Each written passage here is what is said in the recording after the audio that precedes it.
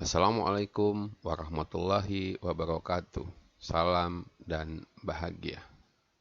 Alhamdulillahirabbil alamin, segala puji hanya milik Tuhan Yang Maha Esa yang telah mempertemukan kita pada kesempatan kali ini dalam keadaan sehat, dalam keadaan baik, dan dalam keadaan bahagia. Mudah-mudahan teman-teman semua juga selalu dalam keadaan baik, selalu dalam keadaan bahagia, dan selalu dalam keadaan sehat. Baik teman-teman, izinkan saya pada kesempatan kali ini untuk berbagi sedikit tentang bagaimana uji kompetensi keahlian itu dilakukan di sekolah menengah kejuruan SMK. Pada kesempatan kali ini, saya akan membagikan pola apa saja yang bisa dilaksanakan pada pelaksanaan uji kompetensi keahlian di sekolah teman-teman nanti. Sehingga teman-teman di sekolah bisa menentukan mau pakai pola yang mana. Pada kesempatan kali ini saya mengambil sumber dari Pedoman Penyelenggaraan Uji Kompetensi Keahlian SMK tahun 2023-2024 yang diterbitkan oleh Direktorat SMK. Sebelum kita mulai ke pola apa saja pada uji kompetensi SMK pada tahun pelajaran sekarang, ada baiknya sedikit kita mengulas kembali apa itu uji kompetensi keahlian pada jenjang SMK.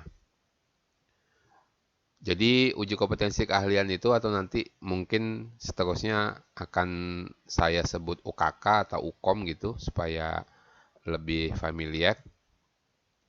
Jadi UKOM adalah suatu asesmen terhadap pencapaian kualifikasi jenjang 2 atau jenjang 3 pada KKNI dan okupasi yang dilaksanakan di akhir masa studi.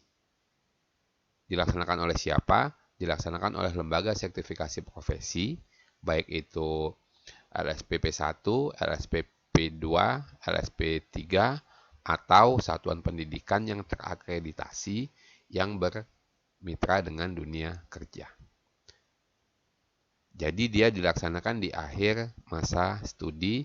Kalau dia SMK 3 tahunnya di kelas 12, kalau SMK 4 tahun di kelas 13. Kemudian polanya apa saja? Baik, kita lanjutkan. Pola pelaksanaan uji kompetensi keahlian itu menurut pedoman UKK yang diterbitkan oleh Direktorat SMK ini ada 3. Yang pertama itu pelaksanaan UKK oleh dunia kerja atau asosiasi profesi. Kemudian yang kedua, pelaksanaan UKK oleh SMK bersama lembaga sertifikasi berlisensi Badan Nasional Sertifikasi Profesi atau BNSP. Kemudian yang ketiga, pelaksanaan UKK secara mandiri oleh SMK yang bermitra dengan dunia kerja.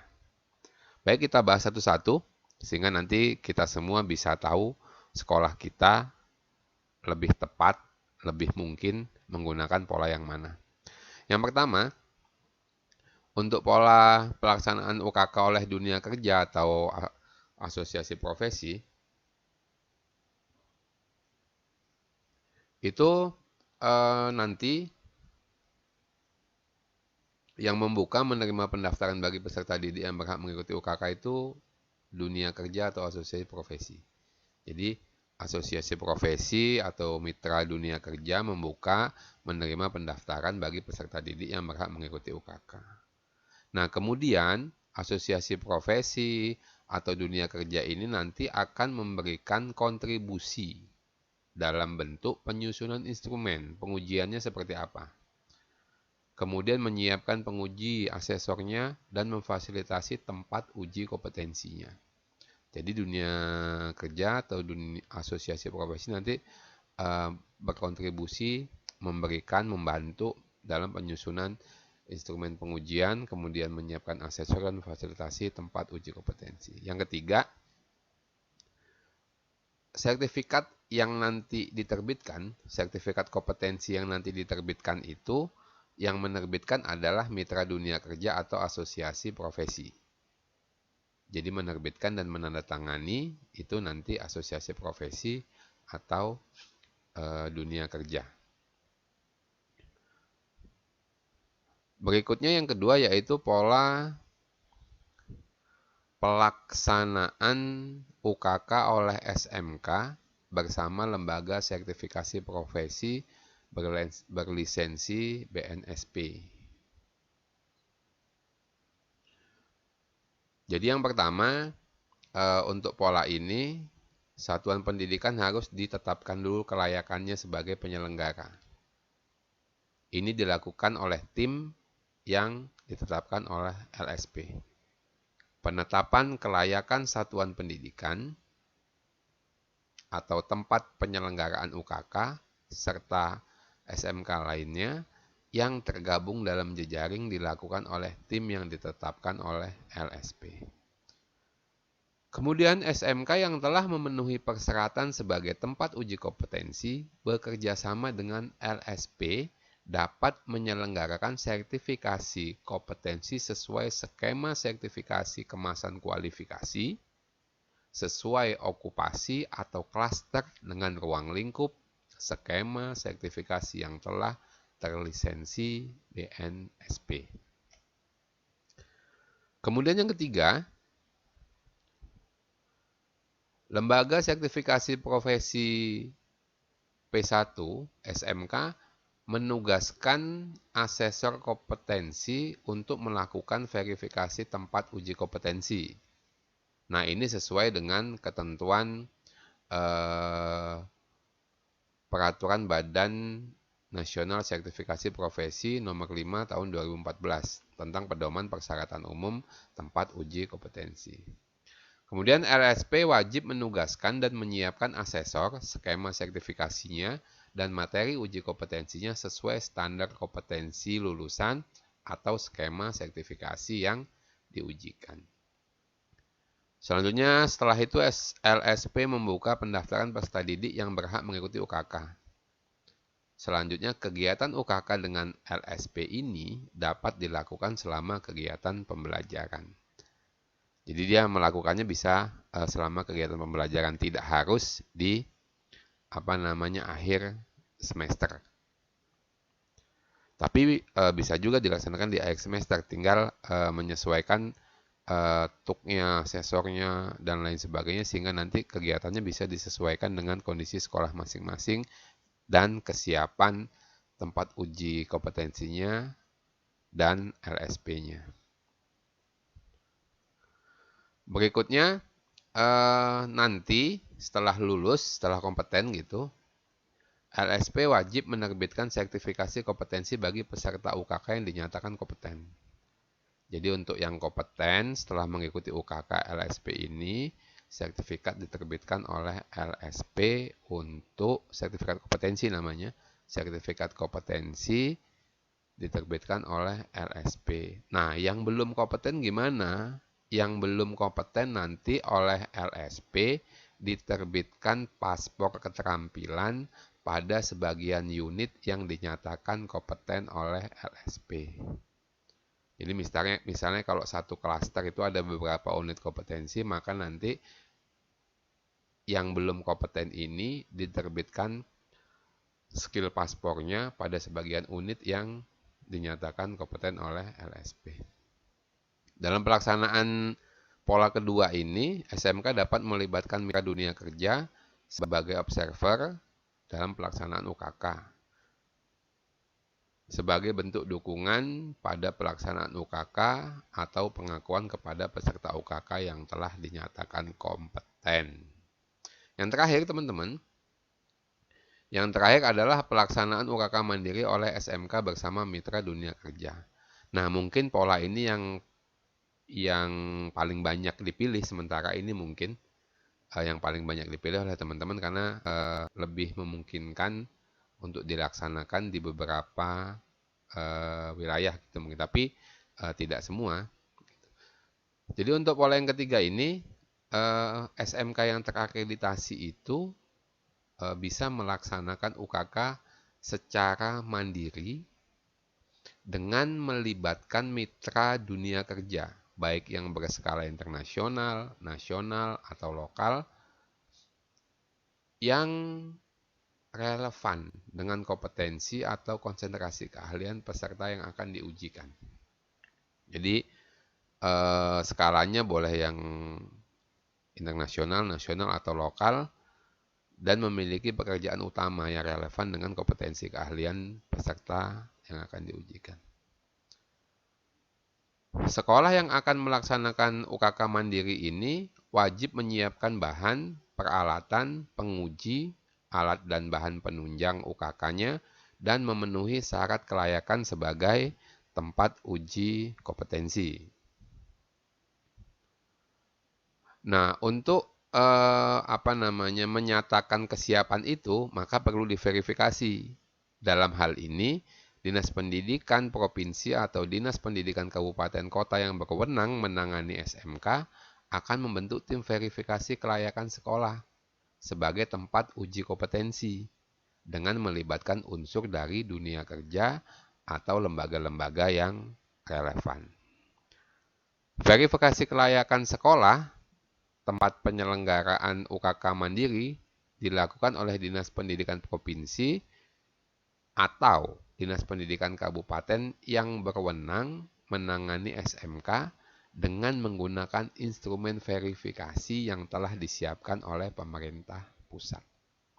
Yang melakukan verifikasi adalah tim yang dibentuk oleh Dinas Pendidikan Provinsi atau Kabupaten yang berwenang menangani SMK, tapi instrumen yang digunakan, instrumen verifikasinya telah disiapkan oleh pemerintah pusat.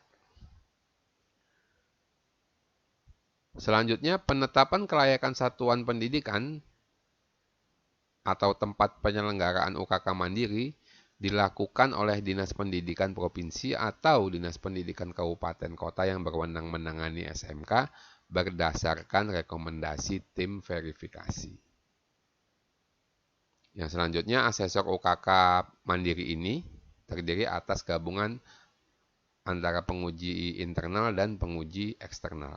Penguji internal itu siapa? Penguji internal adalah guru mata pelajaran kejuruan yang relevan dengan persyaratan yang tertuang pada instrumen verifikasi.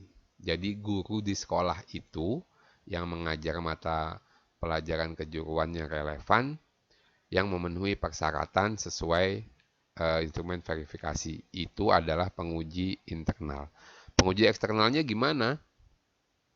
Penguji eksternalnya itu bisa berasal dari dunia kerja, dari asosiasi profesi, atau sekolah lain yang berasal dari luar institusi penyelenggara yang memiliki latar belakang asesor, yang memiliki sertifikat kompetensi dan atau pengalaman kerja yang relevan dengan kompetensi konsentrasi keahlian yang akan diujikan. Nah, bahasa dan atau ini artinya memiliki latar belakang asesor yang memiliki sertifikat kompetensi dan pengalaman kerja. Dua-duanya atau salah satu memiliki sertifikat kompetensi saja atau pengalaman kerja yang relevan. Tapi poinnya ia memiliki latar belakang sebagai asesor. Kemudian persyaratan penguji eksternal dari unsur dunia kerja. Tadi kalau misalnya penguji eksternalnya itu kan ada dari dunia kerja, dari asosiasi profesi, atau dari satuan pendidikan lainnya. Nah, kalau penguji eksternalnya dari dunia kerja, dia harus memenuhi unsur, memenuhi syarat bahwa pernah bekerja sama dengan SMK tersebut minimal 1 tahun dan telah memberikan kontribusi terhadap pengembangan sekolah. Misalnya dalam sinkronisasi kurikulum kejuruan, dalam memberikan guru tamu, atau sebagai tempat pelaksanaan PKL. Kalau penguji eksternalnya dari dunia kerja, maka dia harus memenuhi persyaratan-persyaratan tersebut. Kemudian, sekolah bersama dunia kerja dapat mengembangkan penugasan dan instrumen asesmen dengan level yang lebih tinggi sesuai kebutuhan. Jadi instrumen yang sudah ada, yang diberikan dari pusat, itu boleh dikembangkan penugasan dan instrumen asesmennya dengan level yang lebih tinggi sesuai kebutuhannya. Kemudian satuan pendidikan dapat memfasilitasi pelaksanaan lebih dari satu paket soal UKK Mandiri SMK yang disediakan berdasarkan ketersediaan sarana dan prasarana tempat uji kompetensinya, serta kompetensi yang dimiliki oleh siswa. Jadi sekolah itu bisa memfasilitasi lebih dari satu paket. Misalnya di UKK ada paket 1, paket 2, paket 3, paket 4. Nah itu boleh diberikan, difasilitasi lebih dari satu. Yang penting disesuaikan berdasarkan sarana, prasarana, serta kompetensi yang dimiliki siswa. Kemudian sekolah mendata peserta didik yang akan mengikuti UKK. Penguji dapat menggunakan metode uji observasi demonstrasi atau praktek dan tambahan uji tulis sebagai kompetensi. Kemudian berikutnya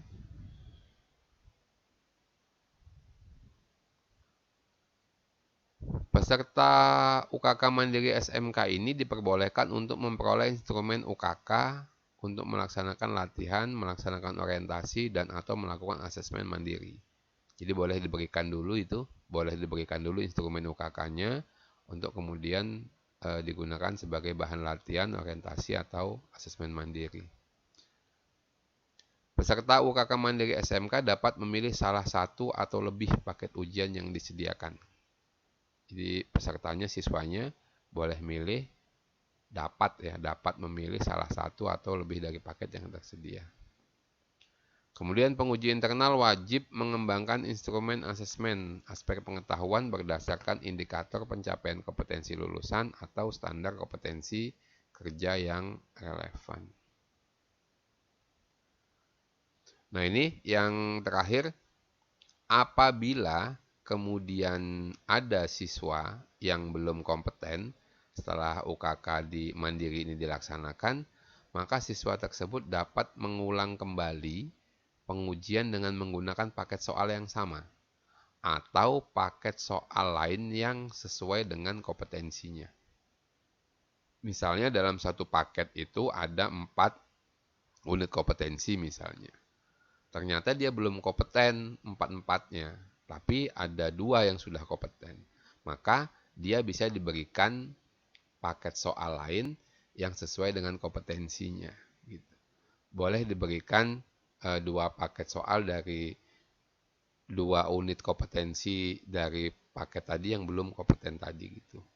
Atau dibuatkan paket soal lain yang sesuai dengan kompetensi siswa tersebut. Kemudian yang menerbitkan sertifikat uji kompetensi ini adalah satuan pendidikan bersama dengan dunia kerja. Menerbitkan dan menandatanganinya itu bersama antara sekolah dan dunia kerja berdua. Itu saja teman-teman yang bisa saya bagikan berkenaan dengan 3 pola yang teman-teman bisa pilih sehingga teman-teman bisa menentukan pada tahun pelajaran ini akan menggunakan pola uji kompetensi keahlian yang apa, yang bagaimana, yang sesuai dengan kondisi dan siswa teman-teman sekalian. Terima kasih sudah bersama dengan saya untuk berbagi sedikit tentang bagaimana pola uji kompetensi keahlian di SMK. Mudah-mudahan bermanfaat, mudah-mudahan bisa menjadi salah satu referensi teman-teman untuk menentukan pola mana yang akan digunakan pada UKOM tahun ini. Mudah-mudahan bermanfaat. Mohon maaf atas segala kekurangan dan ketidakjelasan dalam penyampaian. Tetap semangat, sehat selalu. Saya akhiri. Wassalamualaikum warahmatullahi wabarakatuh. Salam dan bahagia.